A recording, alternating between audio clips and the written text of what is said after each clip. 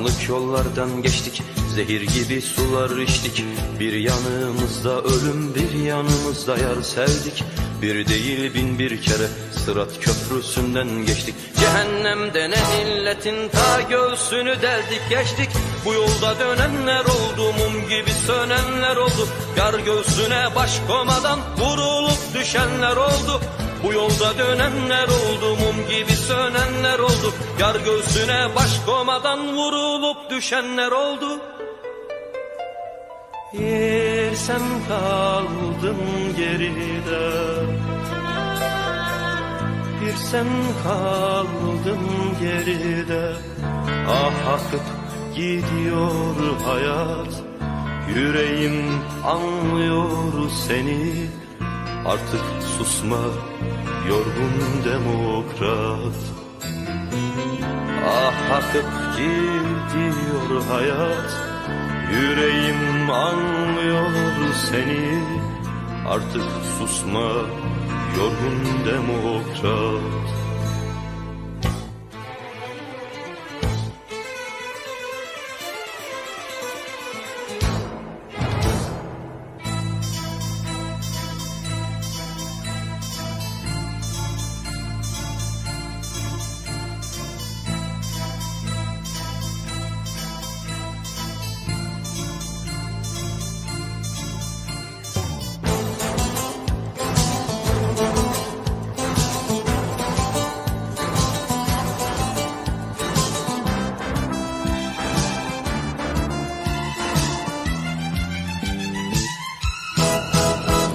Şarkılar küsmüş dudağa, ömründe gecikmiş hasat. Karışmış çoluk çocuğa, geçim derdinde demokrat.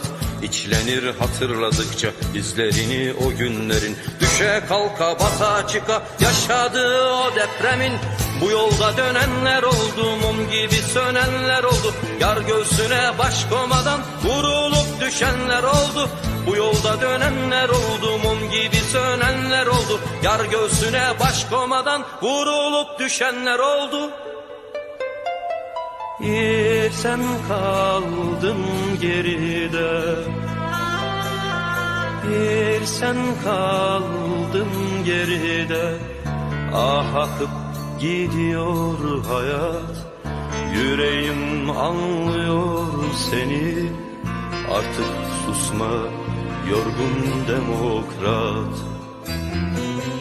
Ah akıp gidiyor hayat, yüreğim anlıyor seni. Artık susma yorgun demokrat.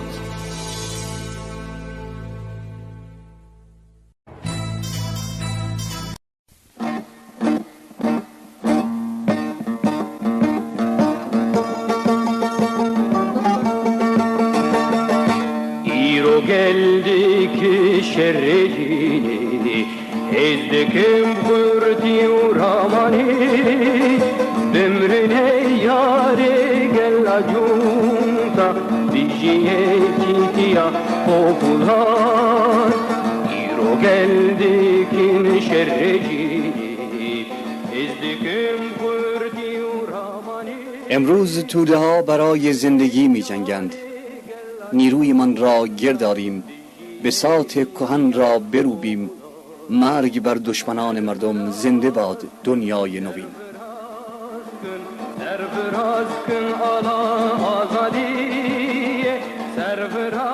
برافرازید برافرازید پرچم آزادی را، برافرازید بگسلید زنجیرهای جور و ستم. برافرازید پرچم آزادی را. Bişkinin zincire zordariye, servraz gün, servraz gün, servraz gün ala azadi.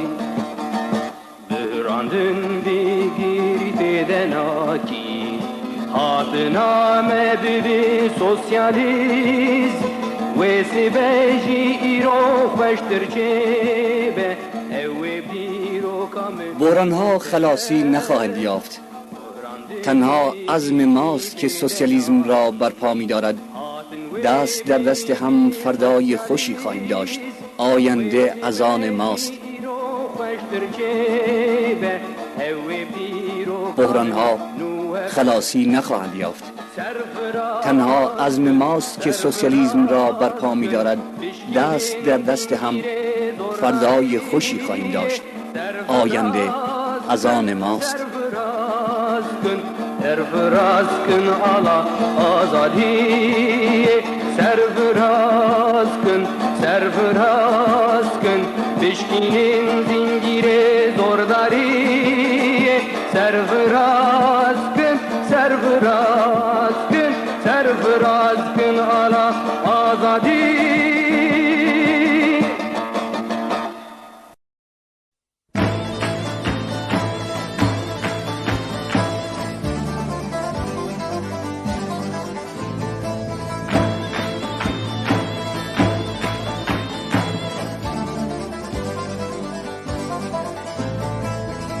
Bilesin ki ben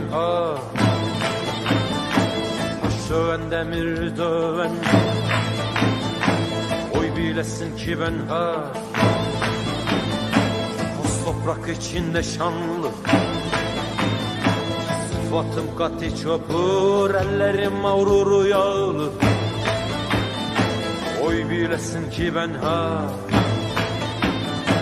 yerden cevahir söken, zincirin yitirmiş dev. Erken üzredir feryadım, grev hakkımı isterim, grev hakkımı isterim, grev hakkımı isterim, grev!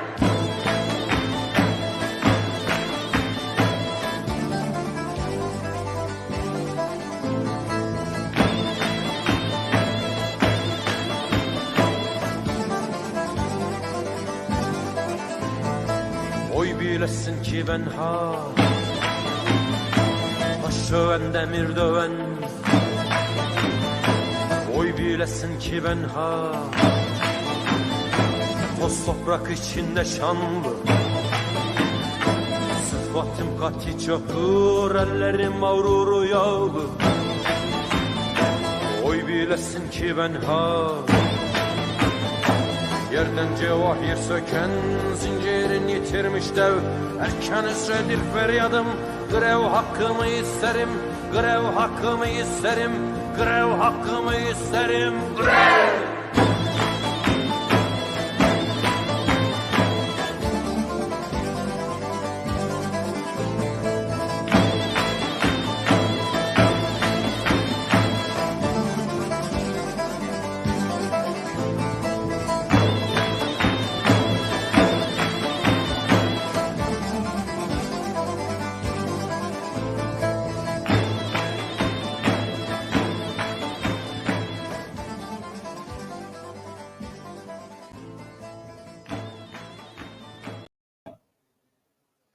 درودهای من رو پذیرا باشید بینندگان عزیز تلویزیون حزب کمونیست ایران و کامله. یک بار دیگر با شما هستم با تقدیم بخش دیگری از برنامه زنده ویژه خیزش انقلابی در ایران.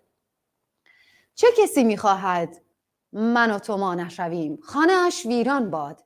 من اگر ما نشوم تنهایم، تو اگر ما نشوی خویشتنی. از کجا که من و تو شور یک پارچگی را در شرق باز برپا نکنیم؟ از کجا که من و تو مشت رسوایان را وا نکنیم؟ من اگر برخیزم، تو اگر برخیزی، همه برمیخیزند. من اگر بنشینم، تو اگر بنشینی، چه کسی برخیزد؟ چه کسی با دشمن بستیزد؟ چه کسی پنجه در پنجه هر دشمن دون آویزد؟ دشتها نام تو را میگویند، کوهها شعر مرا میخوانند. کوه باید شد و ماند، رود باید شد و رفت، دشت باید شد و خواند. در من این جلوه اندوه ز چیست؟ در تو این قصه پرهیز که چه؟ در من این شعله عصیان نیاز، در تو دم سردی پاییز که چه؟ حرف را باید زد، درد را باید گفت.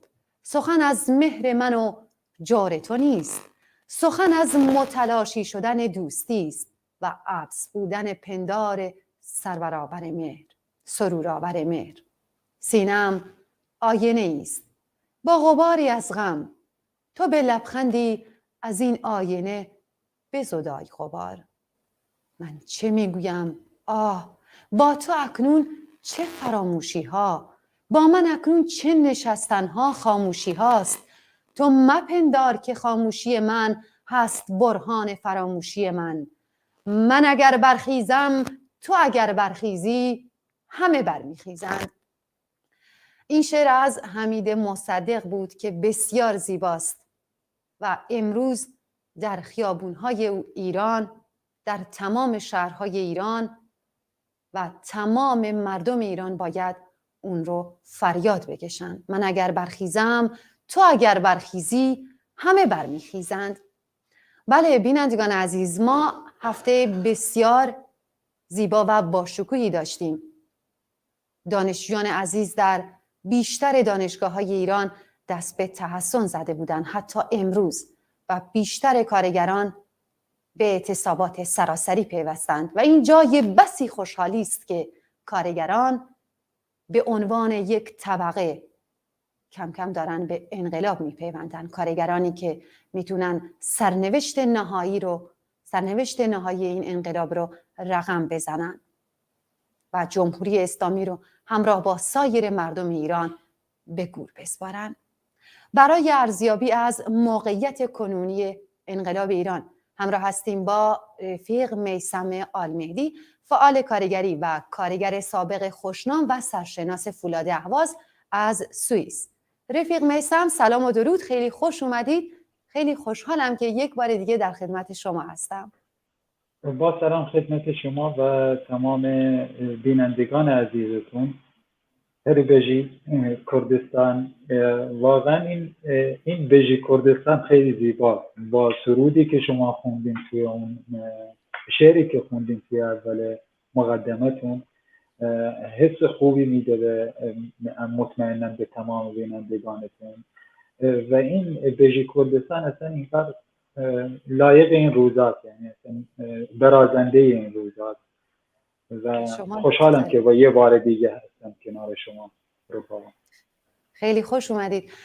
میخواستم خب حتما شما بهتر و بیشتر از من مطلع هستین که کارگران ایران واقعا هفته‌ای که گذشت و حتی امروز ما شاهد حضور پرشورشون بودیم با اعتصاباتشون و میشه گفت که با این اعتصاب‌ها به این انقلاب پیوستند. ارزیابی شما از این رویداد بسیار مهم چیه؟ اونجا با اعتراضاتی که در حال حاضر در خیابان‌ها هستن، قاعدتاً کارگران پیشرو و کارگران هم تراکم‌های تضادهای درون کارخانه‌شون رو به هر بهانه‌ای توی این روزها شعله میزنن، به هر بهانه‌ای دلیل میشه برای احتسابشون، دلایل بسیار زیادی رو میارن. چون این احتساب میتونست یک ماه دیگه باشه، این احتساب میتونست دو ماه گذشته باشه. پس قاعدتا ما روبروی احتساباتی هستیم که در یک زمان مشخص و در احترازات مشخصی داره صورت میگیره و این قاعدتا اون به اصطلاح اون پیوند کارگر و جنبش احترازی و خیابان رو قاعدتا به تدریج رو به پیوند خیابانی میاره. یعنی الان امروز ما روبروی احتساباتی قرار میگیریم که در شهرهای مختلفی هستن، پراکنده هستن، ولی در یک زمان حساسی دارن این احتسابات صورت میگیرن و این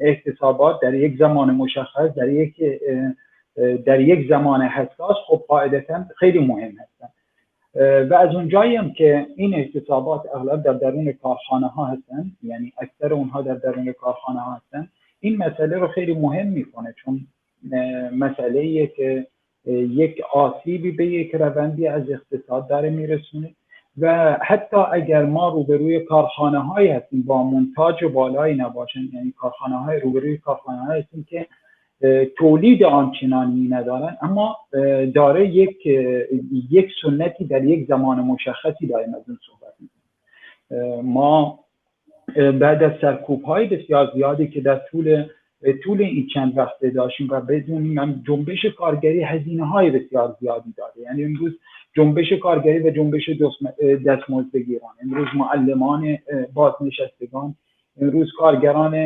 کارگران پیشرویی هستن که در درون زندان هستن، علیه اونها سناریوهای بسیار زیادی چیده شده.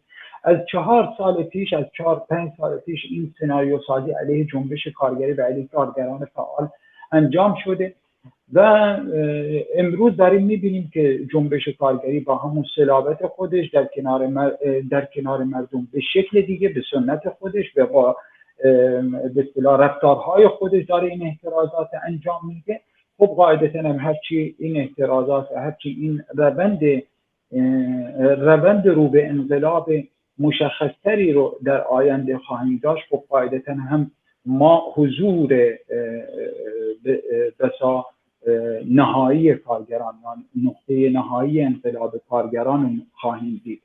چون از دیدگاه من اون نقطه نهایی نقطه‌ایه که به اصطلاح کارگران ورود میکنن که در نهایت چیزی رو پایان بدن و برای پایان یک معرکه خیابانی وارد میشن و این فکر میکنم ما روبروی این هستیم که اینها رو در آینده و در تراکم‌های این اعتراضات در آینده هممون به شکلی خوشبینانه با امیدهای فراوان و تلاش‌های فراوان، این نیست که مثلا ما بگیم امروز در درون جنبش کارگری ما بیان فقط امیدوار باشیم. این امیدوار بودن جایی میرسه که شبیه دعاست، ولی دعا هم برای جنبش بی‌طرفه، برای انسان‌های بی‌طرفه.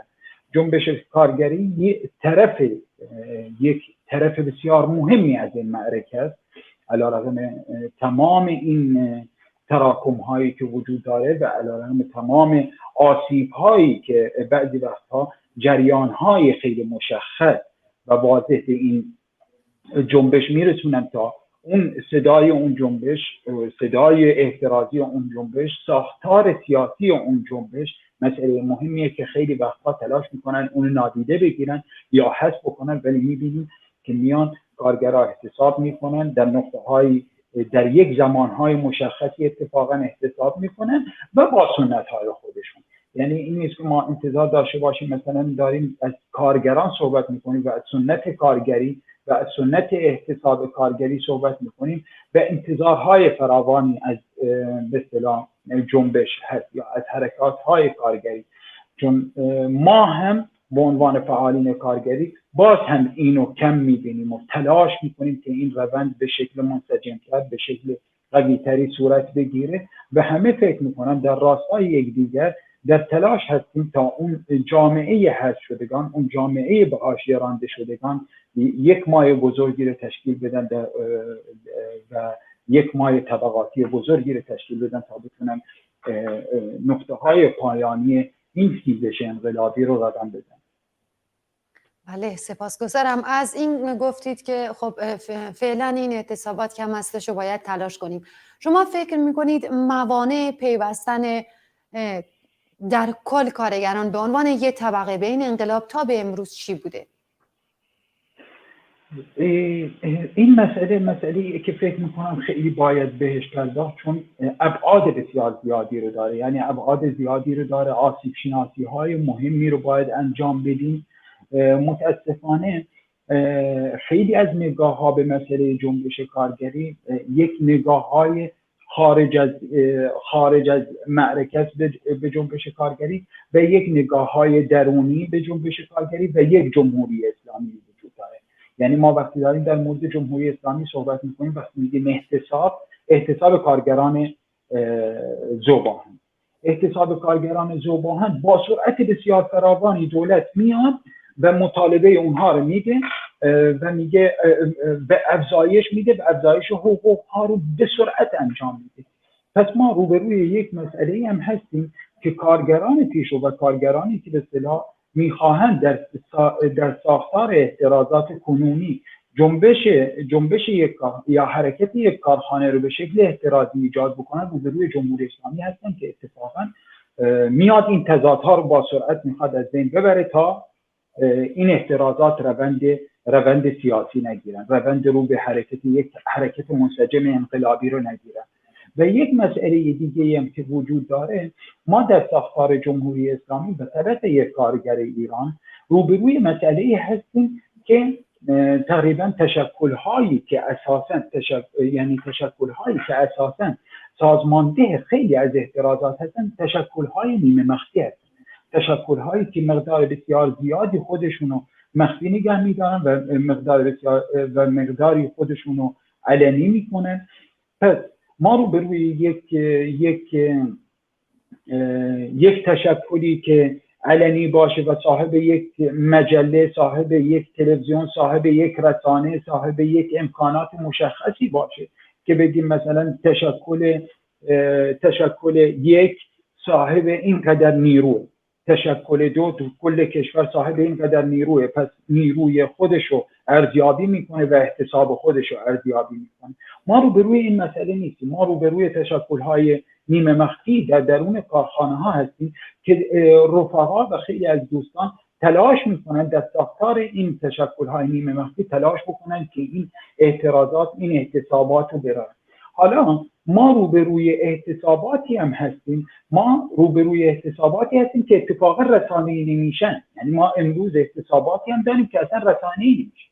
ما احتساباتی رو داریم که مثلا 5 روز، 6 روز و 7 روز بعد از اون احتساب داره تازه خبرش میاد و وقتی خبر بعد از 6 روز عذر میخوام، فکر میکنید دلیلش چیه که بعد از اینکه احتسابات میخوابه داره رسانه‌ای میشه؟ ما یک مسئله ای داریم. اولا خیلی صریح بگم، ما جمله مسئله کارگران امروز، احتسابات کارگران و رسانه یک بی‌اعتمادی ایجاد شد از خبرهای جعلی و ابزارسازی احتساب. ما امروز جریانهایی رو داریم که از احتساب ابزارسازی میکنن، دغدغه‌شون نیست. امروز ما با رفقای خودمون در مورد مسئله احتساب صحبت میکنیم، به عنوان دغدغه مشترک صحبت میکنیم. اما امروز رسانه‌هایی وجود دارن و جریانهایی وجود دارن که از احتساب به شکل ابزار استفاده میکنن. وقتی ابزاری میخوان به مسئله بپردازن، خب قاعدتا ما وقتی ابزاری به مسئله بپردازیم یعنی دیدگاه سیاسی اون کارگر، زندگی اون کارگر، مسائل طبقاتی، مسائل اقتصادی اون کارگر مهم نیست براش، فقط به شکل یک خبر، به شکل یک ابزار در یک زمان مناسب به درد میخوره در مورد صحبت میکنیم، به درد نمیخوره در مورد صحبت نمیکنیم. و این مسئله که ما وقتی روبروی نقد این چنین مسائلی قرار میگیریم، میان و رسانه‌هایی که اغلب در جریان‌های اصلی هستن با این ادبیات حرف میزنن که ما احتسابات کارگری رو کار میکنیم. نه، کارگران 10 سال مرتب توی خیابونن. شما فقط مسئله کار کردن خبر کارگری نیست، اونجا یه دیدگاه سیاسی داره این کارگر به خیابون میاره، یا یه دیدگاه صنفی سیاسی، یعنی در ساختار اقتصاد سیاسی داره اینو به خیابون میاره. پس نه فعالان کارگری خبرنگار هستن، بلکه فعالان کارگری صاحب دیدگاه‌های سیاسی هستن. باید دیدگاه‌های کارگران رو در نظر بگیرن و در مورد کارگران صحبت بشه و با خیلی از جریان‌های سیاسی به اصطلاح مناظره ها، گفتگوهای جنبش کارگری و فعالین کارگری گذاشته بشه تا کارگر هم روشن و مشخص بدونه در معرکه آینده جایگاهش کجاست. ما امروز روبروی اپوزیسیون هایی هستیم که اصلا برنامه اقتصادی ندارن. خب برنامه اقتصادی در روبروی کارگر نداریم، در روبروی جامعه محترم نداریم، مسئله بزرگی و مسئله که قابل تأمل و قابل بحث. اما تمام این رویدادهایی که میشه همه اونها رو به شکلی، من امروز اینطور میبینم که چه مسائلی و چه به اصطلاح چالش هایی نمیذارن امروز جنبش کارگری به شکلی به اصطلاح قوی‌تر و به شکلی ماتر بگیم. این ماتر خیلی قشنگه، چون ما منی در جنبش کارگری وجود نداره، در طبقه ما منیتی وجود نداره. این مایه کارگر چگونه وارد این احتسابات و با این و بتونه گسترش پیدا بشه این ورودش، خب قاعدتا بهتون میگم اونجا اگر در نظر بگیریم این مهره این دومینوها هر کدوم یک مشکله، نه اینکه اولی رو بزنیم و همینطور سلسله وار همه میافتن. این اگر توازنی میان این فاصله ها نباشه غیر ممکنه این دومینوها تا آخر بیفتن. و مسئله‌ای که وجود داره در مسئله جنبش کارگری این توازن هایی که برقرار نشده و ابزاری، و من دیدم، من نقد کردم به یکی از جالب اینجا نمیدونست من فعال کارگریم، مثلا نقد کردم گفتم چرا این خبر داره منتشر میشه؟ این خبر درستی نیست. میگه شاید کارگرها دیدن و احتساب کردن. من یک لحظه به ذهنم اومد و به خودم برگشتم گفتم این دیدگاه، تصور بکنید اگر این دیدگاه تمام این فیک نیوز ها و خبر جعلی ها باشه، چقدر ابزاری به مسئله نگاه میشه، چقدر این که کالایی به مسئله نگاه میشه. ما وقتی میریم و میستیم و احتساب میکنیم و در برابر تضادها و در برابر تمام تبعیض ها میستیم، بر علیه این کالایی سازی میستیم. شما میخواهید از ما کالا بسازیم؟ یعنی این یک عقلیت نیولیبراله که خب کارگر، من توی کارخانه روبروی نیولیبرال و خصوصی سازی هستم، در دردهای خودم هم روبروی اون هستم در ساختار خبری.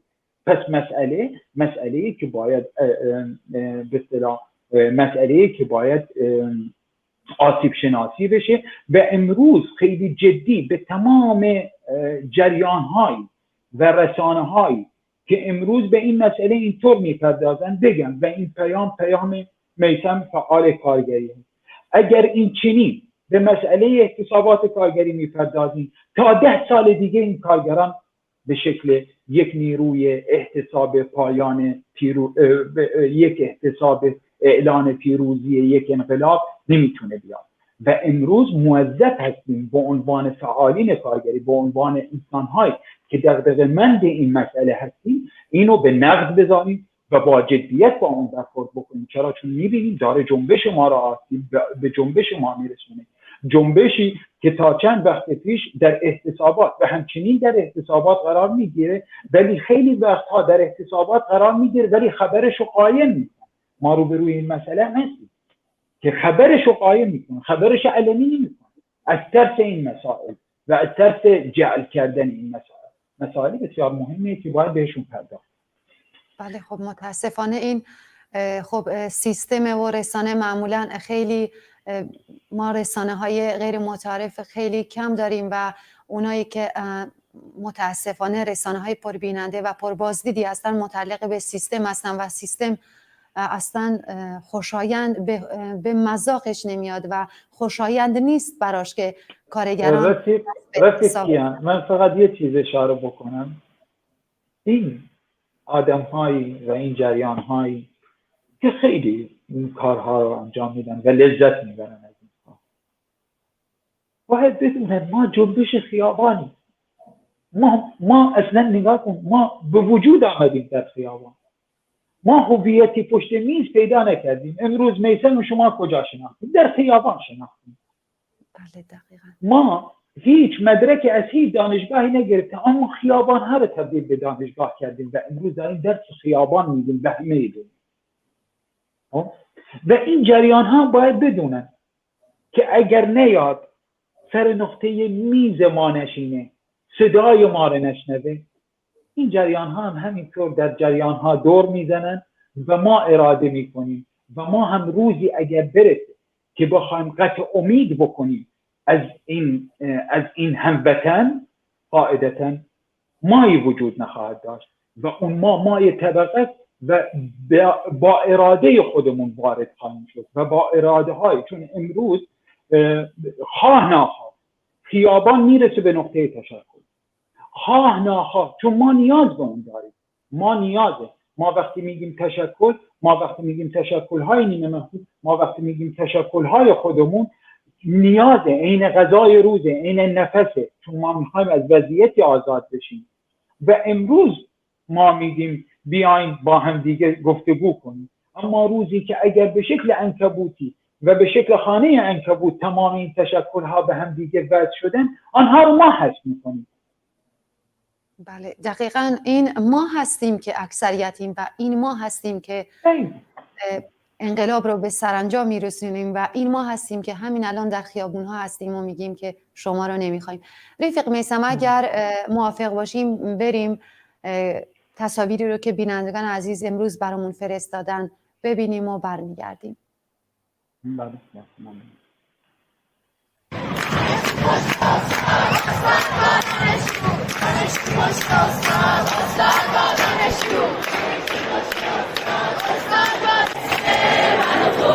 رو تن این تخت سیاه ترکه بیداد و ستم مونده هنوز روز ما اشتری در هنگی ما حرف تمومه علفاش اگه خوب اگه بد مرده نراده آدماش دست من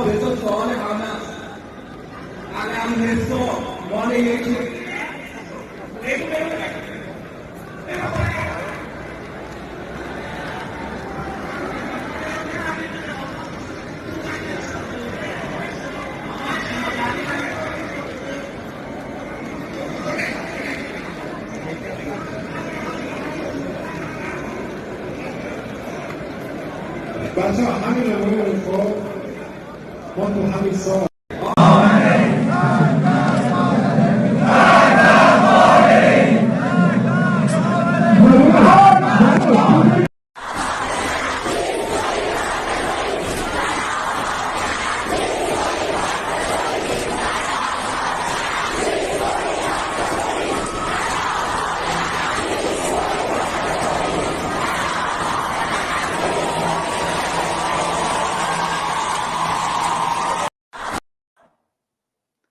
بله درودهایی دوباره بینندگان عزیز. همین اکنون یعنی امروز انجمن صنفی معلمان کردستان سقز و زیویه بیانیه دادن که در این بخش از برنامه قبل از اینکه دوباره به مهمون عزیزمون برگردیم این بیانیه رو براتون میخونم. بیانیه انجمن صنفی معلمان کردستان سقز و زیویه در رابطه با برخورد قهرآمیز و توأم با توهین به کرامت انسانی زندانیان صنفی و سیاسی، خصوصا معلم مبارز و دربند سوران اسکندر لطفی. قتل عام مردم بیگناه و خشونت عریان علیه زندانیان صنفی و سیاسی و دیگر شهروندان از هر نوع آن برخلاف قانون اساسی بوده و محکوم است. هموطنان داغدار و عزادار ایران، آنچه امروز همه ما را به مطالبه حق در کف خیابان واداشته درد نشنیدن، ندیدن و کتمان رنج ماست. نشنیدن فریادهای دلسوزانه و برآمده از تعقل و تخصص و ارق به وطن و هممیهن است. ندیدن کمرهای خموده شهروندان ایرانی در داخل سطل‌های زباله، نادیده انگاری اختلاس و دزدی صاحبان قدرت و راند از سوی حاکمان، اما در عوض دیدن چند تار موی ژینای کرد و همین بس برای حکم به قتل او و بیش از 450 زن و مرد و کودک ایرانی است و در پس تمامی این جنایات خونبار تحمیل دروغ و کتمان این جنایات ضد بشری است. آری، خروش ما مردم ایران از زاهدان تا کردستان، از مازندران تا چابهار برای برقراری عدالت و آزادی زیر لوای شعار متمدنانه زن، زندگی، آزادی است. اما با سپاه پیداست این بار هم نشنیدند، ندیدند و ندادن جواب انسانی به خواسته های برحق و قانونی ملت معیار عملکرد حاکمیت است و همچون سالهای 78، 88،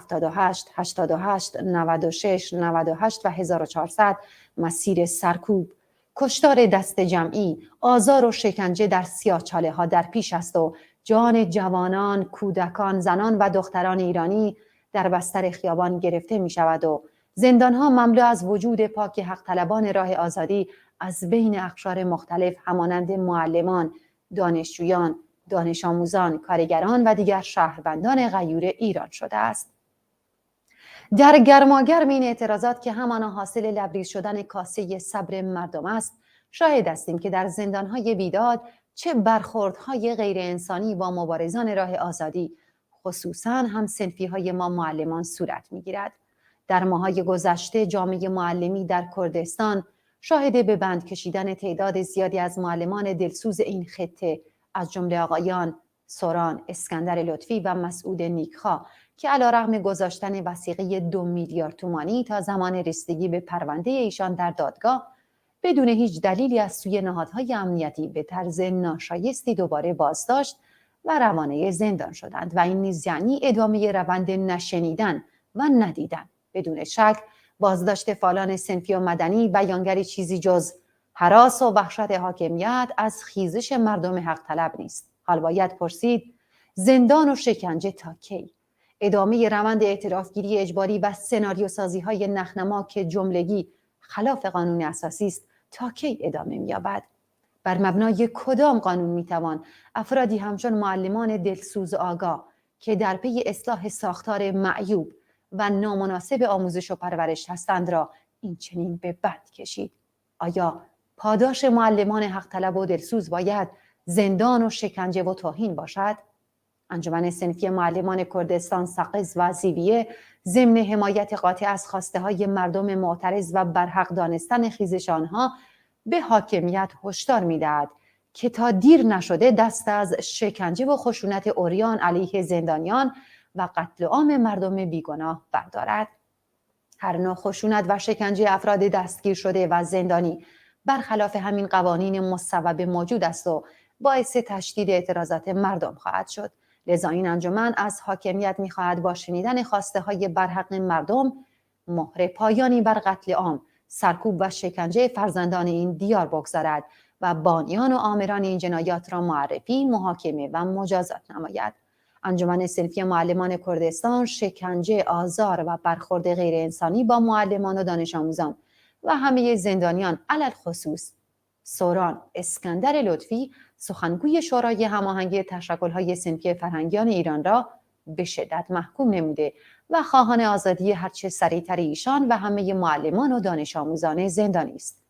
خواسته مردم ایران و جامعه جهانی خاموش کردن صدای تفنگ و زدودن بوی بارود و دادن فرصت زندگی آبرومندانه بر اساس شعار برحق زن، زندگی، آزادی به این ملت ستم دیده علل خصوص مردم کردستان، زاهدان و دیگر استانها بوده و می باشد. انجمن صنفی معلمان کردستان سقز و زیویه دوشنبه 7 آذر ماه 1401. بله عزیزان، برمیگردیم به مهمان گرامی برنامه رفیق میثم آلمهدی، فعال کارگری و از کارگران خوشنام و سرشناس سابق فولاد اهواز. رفیق میثم، راجع به این بیانیه بعداً صحبت خواهیم کرد. الان میخوام در مورد این بگید که خب خیلی ها میگن که مطالبات کارگران مطالبات صنفی، دستمزدهای معوقه است و مطالباتی که به خودشون ربط داره و همونطور که شما مطلع هستین فکر کنم فولاد اصفهان بود که 3 تا 5 میلیون به حقوق و دستمزد کارگران اضافه کرد و احتساب میگن که خاتمه پیدا کرده. به نظر شما این که کارگران خواستای صنفی دارن و به این اعتصابات پیوستن درسته یا اینکه اونا میخوان پله پله برن بالا؟ ما در کلا این بخصوص در جریان احترازی ایران این مسائل خیلی دیگه به شکل مسئله هست که علاقه خیلی از جریان ها علاقه بسیار زیادی دارن که احترازات صنفی رو چیزی ناچیز بدونن و نمیدونم اونها با چه معیاری میخوان احتراز و احتساب کارگر رو به اصطلاح بیان و چیدمان براش بذارن. اولا کارگر به ذات خودش احتراز نمیکنه برای هیچ جریان. ما چند دقیقه پیش داشتیم صحبت میکردیم که وقتی دیدگاه سیاسی من کارگر حس میکنی خب باید هم بشینی فقط صدای صنفی منو بشنوی. چرا فکر میکنید ما برده جریان های شما هستیم یا سیاه لشکر برای انقلابی هستیم؟ نه، ما جنبشی هستیم که اگر انقلاب کنیم ما انقلاب کردیم، انقلاب مال ماست. خب پس اینهایی که امروز روی تبل صنفی میزنن، اولا میتونم توی این جریان کلی صحبت بکنم و بگم صنف چقدر سیاسی. خب و میتونیم همین الان نه با زبان خیلی خشکی حرف بزنیم، بگیم شما حس میکنید درگیر همین صنف باشید، ما هم هیچ جوابی به شما نمیدیم. جوابی ما نمیدیم به کسی، ما جوابگوی کسی نیستیم. اما ما کجای مسئله برای ما مهم هست و توضیح میدیم و مسئله صنف و سیاسی بودن صنف رو کجا توضیح میدیم؟ به مردمی که صدای ما رو میشنون، به هم طبقه خودم این وظیفه رو میدونم که توضیح بدم، نه برای هر جریان های که اتفاقا روی این مسئله خیلی مانور میدم. اما رو به مردم عزیز و مسئله صنف توضیح بدم. مسئله صنف ما وقتی در ساختار اقتصاد سیاسی قرار داریم، ما وقتی روبروی آیا جمهوری اسلامی سیاست خارج از اقتصاد میدونه؟ خب ما وقتی روبروی یک اقتصاد سیاسی هستیم و این مالکیت این اقتصاد سیاسی در دست سرمایه دارانی که تحت حمایت مستقیم دولت هستند، احتراز صنفی من سیاسی از اصلش، از مسئلهش، از ابتداش سیاسی من حذف میشم، سیاسی محله برای من انتخاب میشه، سیاسی دستمزد من قطع میشه، سیاسی من کنار گذاشته میشم. فقط احتراز من باید براش کلی توضیح بدم که سیاسیش کنه. این مسئله عمیقی اتفاقا که در دو جریان خیلی مورد علاقه است. یک جریان سرکوبگر که همیشه ما دیدیم رسانه های جمهوری اسلامی خیلی اصرار دارن که کارگران بدبخت، کارگران بیچاره در احتراز هستن. مگه چی میخواد کارگر؟ دستمزدش میشه و با ادبیات تحقیرآمیز به مسئله مطالبات کارگر میپردازن و خیلی اگر مثلا این روزنامه ها دیگه بخوان خیلی لطف بکنن به حق کارگر، میگن مطالبات صنفی کارگران.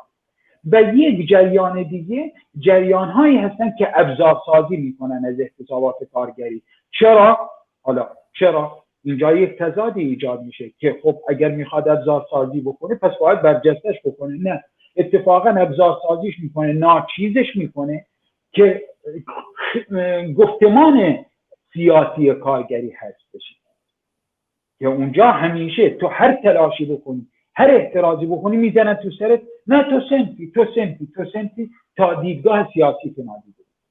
مسئله اینجا. اما وقتی ما میدونیم در چه موقعی احتراز میکنیم، ما وقتی داریم میگیم کارگران احتساب کردن، کارگر میتونه 2 ماه پیش احتساب کنه. مگه نمیگن 3 ماه حقوق نگرفته این کارگر؟ میتونه 10 روز پیش، 1 ماه پیش، و میتونست بذاره وضعیت آروم بشه، چرا دنبال دردسر بگرده و بعد بره احتراز؟ اگر مسئله رو میخوایم صنفی بهش نگاه کنیم، اگر این همه مسئله رو صنفی نگاه کردن، آیا رژه های کارگری در خیابان ها، تقابل های کارگران با پلیس، تقابل های این همه سناریو سازی ها علیه کارگران، این همه هزینه‌ای که جنبش کارگری داره میده، این همه بازداشتی هایی که داره میده، تا به همین امروز ما کارگری داریم که شب توی خونه هاشون نمیخوابن. تا به همین امروز ما جنبش کارگری، مگه همین جنبش کارگری نبود که خیلی از تابوهای خیابان رو شکست، خیلی جرأت و اعتماد به نفس به خیابان‌های ایران. اما چرا نمیخوان بدونن و نمیخوان تحقیرآمیز به مسئله میپردازن؟ چون میدونن اگر بخوان درست به مسئله بپردازن صدای سیاسی کارگر هم باید شنیده بشه. وقتی صدای سیاسی کارگر شنیده بشه پس خودشون هم خیلی خوب میدونن که این استرس های حال حاضرشون چند برابر میشه. چون همین جریان ها علاقه بسیار زیادی به جنگ دارن، چون میخوان وقتی ما چه کار میکنیم؟ ما یک نگاه واضحی داریم. وقتی میگن سن از اون ور کوچیک شما رو میشمارن، از یه طرف چه کار میکنن؟ از ما قربانی میسازن، از مردم قربانی میسازن تا در کاسه های آمریکا بریزن تا اونو قانع کنن حمله کنه بگه. و این کله پروژه‌ای، یک کله پروژه‌ای اینها که میخوان تلاش بکنن از ساختار، چون هویتی در خیابان ندارن، چون دردی در خیابان ندارن و اهل خیابان هم نیستن. ما دردهامون، ما رفقامون توی خیابونه، ما دردها رو کشیدیم و ما هم طبقه های خودمون در افغانستان، در عراق، در سوریه میبینیم و درد این مردم رو داریم میبینیم و میبینیم هر وقت ورود کرده جنگ چه بلایی سر انسان ها آورده. در ورود به همه این کشورها به اسم دموکراسی اومده، مگه اینطور نبوده؟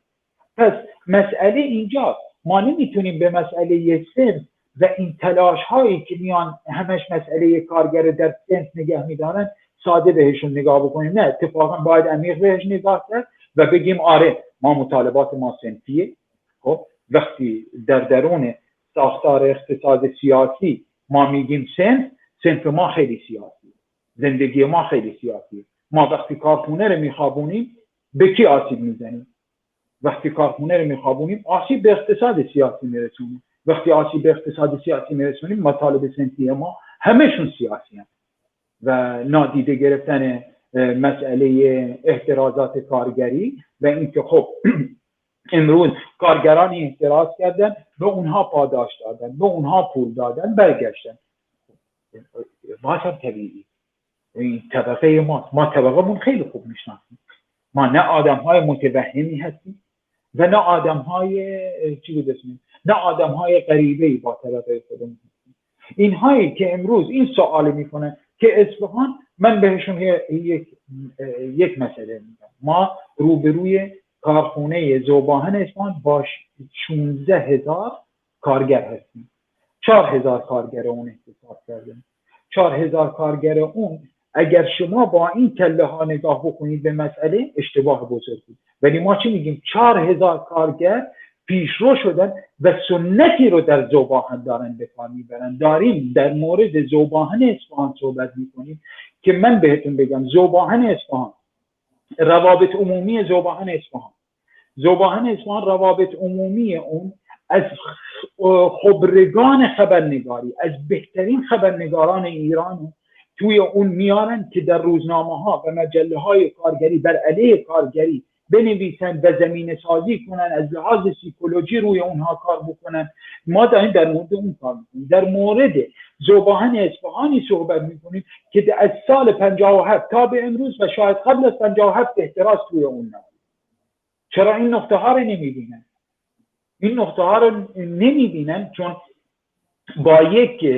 با یک زیرچشمی به مسئله کارگر نگاه کردن و ساده به مسئله کارگر نگاه کردن این مسائل به وجود میاره. اما ما خیلی خوشحال، من اولین لحظه‌ای که شنیدم در ذوباهن اصفهان احتساب شده از جای خودم پریدم، چون انتظاری نداشتم، چون ساختار اصفهان به عنوان یک شهر و ساختار کارخانه در اصفهان به عنوان در یک شهر مرکزی و فولاد مبارک اصفهان، ما اونجا رفتیم دیدیم و میدونیم چه فضای کارگری وجود داره و چقدر فضای سرکوب نرم کارگری وجود داره. پس ما هم خیلی خوشحالیم که چنین اتفاقاتی افتاده و با افتخار میگیم که آره یک سنت اعتراضی در ذوباهن اتفاق اتفاق افتاد، رفقای ما تلاش کردن، احتساب کردن، دولت تونست یک مقداری اون آروم بکنه، اما مطمئنا تلاش های ما و رفقای ما در آینده مثمر ثمرتر خواهد. بله، سپاسگزارم. البته همه اینو میبینن، فقط خودشونو به ندیدن میزنن. کسی نمیتونه اینو انکار کنه که این انقلاب زمینش اعتصابات و اعتراضات در طول سالهای گذشته کارگران بوده که زمینه این انقلاب رو فراهم کرده و کسی نمیتونه نقش پررنگ و تاثیرگذار کارگران رو نادیده بگیره و انکار کنه و همه میدونن که مهر اصلی سرکوب این رژیم رو، مهر اصلی همه سرنگونی دیکتاتورها رو این کارگران و طبقه کارگر هستن که میکوبن و میزنن. رفیق میثم، از زمان برنامه داره به اتمام میرسه. میخواستم در مورد این بیانیه ازتون سوال کنم که ما میدونیم که نه تنها در صنف معلمان بلکه اشاراتی که داشتین چندین مورد به بازداشت و سرکوب کارگران و این اطلاعیه، این بیانیه که در مورد معلمان بود، فعالان معلمان و حتی خشونت و شکنجه زندانیان دربند. شما این همه شکنجه و دستگیری های وسیع و حکم های فله‌ای رو که رژیم داره انجام میده در چی میبینید؟ من اولا اینجا قبل از اینکه به این مسئله بپردازم، با تمام وجودم از تمام معلمان آزادی خواه، معلمان برابری طلب که در سالیان گذشته مبارزه کردن و خیلی همراستای تمام جنبش های اعتراضی و اتفاقا از جمله جنبش هایی هستن که امروز اگر جنبش کارگری بگه من تابع شکنی کردیم، باید دقیقا بگیم که کتف با کتف جنبش معلمین این کارو کردیم و با افتخار اینو میگیم. رفقای امروز داریم در زندان که امروز جای خالیشون رو ما احساس میکنیم. امروز رفقای معلمی داریم که در زندان همچنان معلم هستن و رفقای کارگری داریم که همچنان در زندان با علارغم وجودشون در زندان امروز در زندان هم مؤثر هستن و اونجا وجودشون علارغم کل شکنجه ها و دردهایی که دارن اما وجودشون ملموس و محسوس. اما در مورد رفتارهای جمهوری اسلامی در برابر جنبش هایی که از پیش یک پیش زمینه تشکل دارن خیلی منصرمانه عمل میکنه، یعنی خیلی با جدیت عمل میکنه، چه در برابر جنبش کارگری، چه در برابر جنبش بازنشستگان و جنبش معلمین، خیلی با و جنبش های اتنیکی خیلی با توحش بیشتری عمل میکنه تا این فرایند تشکل ها، فرایند انسجام ها، فرایند پیوند ها رو بتونه در یه نقطه هایی ببره. مثلا حتی میتونیم مثال بزنیم که ما در زندان بزرگ اهواز که زندان شیبان اهوازه بند 5 و بند 8 فقط مختص به فعالین سیاسی کارگری و عربه. یعنی این مسئله بسیار مهمی که میبینیم امروز خیلی جاها میبینیم چرا اون انسجام، اون واقعیت وجود نداره، اون انسجامی که ما به دنبال اون میگشتیم نیست. این سرکوب ها تأثیر بسیار زیادی داشته توی این مسئله. اما من اینجا یک پیامی به جمهوری اسلامی میدم. ما وقتی در مورد تشکل صحبت میکردیم چند تا کارگر بودیم و چند تا معلم بودیم، اما امروز کل خیابان ها دارن فریاد از تشکل و تشکل های محلی میدن. پس شما هم هر چقدر ما رو زندانی بکنید، هر چقدر هم که بخواید انسان بکشید، اما صدای ما بذهای گل پیروزی هایی که کاشیم توی خیابان ها دارن رشد میکنن و چاره ای نداریم جز این که بپذیریم ما وجود داریم و وجود ما بر علیه شما. یعنی هیچ معادله دیگه نداره. چقدر میخوایم زندان بکنیم، چقدر میخوایم بکشیم؟ روبروی 80 میلیون انسان میخوایم. این همه فعالین رو بازداشت کردیم، این همه علیهشون کردن، اما امروز توی خیلی از محلات داریم میشینیم و میبینیم و میشنویم که مردم محله داره صحبت از تشکل‌های محلی میکنه، بر مبارزه محور محله صحبت میکنه، تشکل‌های کارگری صحبت میکنه. آره ما همون کارگران کوچولوی فقیری که هیچ کس صدامون نمیشنید، اما دیدیم صدای ما در کجای خیابان هست. به همین سادگی. بله سپاسگزارم رفیق میثم. ما از طریق تلویزیونمون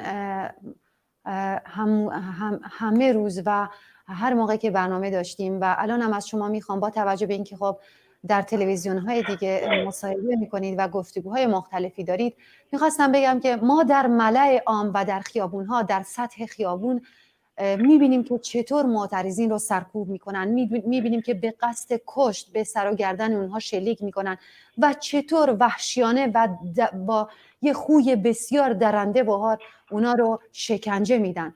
الان که زندانیان ما، معترضین ما در زندان ها هستند، در سیاهچالها هستند، در دخمه های جمهوری اسلامی هستند و در اون تاریکی میتونیم تصور کنیم که چطور اونا رو شکنجه میدن. من همیشه از بینندگان عزیزمون خواستم و امروز هم از شما میخوام که شعار آزادی زندانیان سیاسی رو به صدر شعارهامون بیاریم و تا جایی که امکان داره در جلوی درب زندانها تجمع کنیم و درب زندانها رو بشکنیم و فرزندانمون رو از دست این دژخیمان نجات بدیم. به امید اون روز واقعا از این آرزوی همه ماست که روزی به نقطه‌ای برسیم که انسجام ما اینقدر زیاد باشه، نیازهای لحظه‌ایمون رو با انسجاممون برطرف بکنیم. چون این مسئله‌ایه که زندانی سیاسی و بقیه زندانیانی که حق آزادی دارن و حق آزاد زیستن دارن، ما به امید روزی که جامعه به شکلی و به روندی رو به اعتراضات بره که منسجمانه تمام این اتفاقات رو یک روز بعد از دیگری رقم بزنه. به امید اون روز قطعا همینطور خواهد شد. اون روز بسیار نزدیکه، به امید اون روز. رفیق میثم بسیار ازتون سپاسگزارم که دعوت من رو به این برنامه پذیرفتین و وقتتون رو در اختیار ما و بینندگان عزیزمون گذاشتید. منم بسیار از شما سپاسگزارم رفیقیان از اینکه هماهنگی ها رو انجام دادیم و امروز من در کنار شما بودم و بازم میخوام در پایان صحبت هم بعد از خداحافظی که بکنم بگم بژی کردستان، بژی کردستان، بژی کردستان و از صمیم قلبم من میدونم رفقایی که امروز صدای من میشنون اینجا، چه در کردستان چه در همه جای ایران، رفقایی که صدای من میشنون و تصویر من میبینن، مطمئنن در تمام خیابان ها که هستن یک گوشه یاد من هستن، چون میدونن من فقط توی اون خیابون ها معنا داشتم و کنار اونها معنا داشتم. اینجا شاید بی هویت باشم ولی در کنار شما و در زمزمه گوش های شما هویتی ما داریم و به امید روزی که در کنار یکدیگر باشیم. سپاسگزارم. بژی آزادی، بژی شورش. بله و سپاسگزارم و ممنونم از شما بینندگان عزیز که تا این لحظه با ما همراه بودید. آنچه که تقدیمتون شد گفتگویی بود با رفیق میثم آلمهدی، فعال کارگری و کارگر سابق خوشنام و سرشناس فولاد اهواز. از اینکه تا این لحظه با من همراه بودید سپاسگزارم. تا دیداری دوباره شاد و سربلند باشید. به امید پیروزی.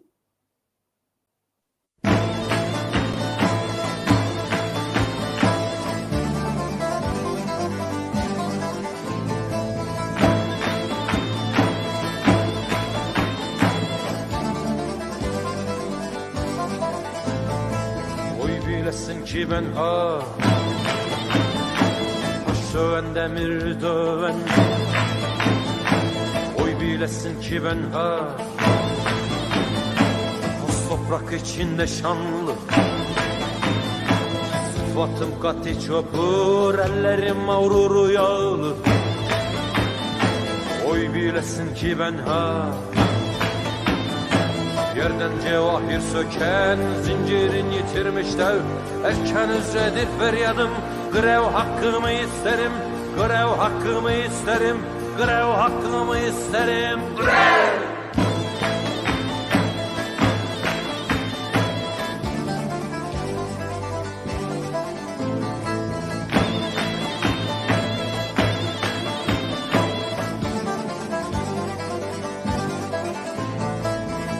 bilesin ki ben ha taş döven demir döven. Oy bilesin ki ben ha toz toprak içinde şanlı. Sıfatım kati çakır, ellerim mağruru yağlı. Oy bilesin ki ben ha yerden cevahir söken, zincirin yitirmiş dev. Erken üsredir feryadım, grev hakkımı isterim. Grev hakkımı isterim, grev hakkımı isterim. Grev!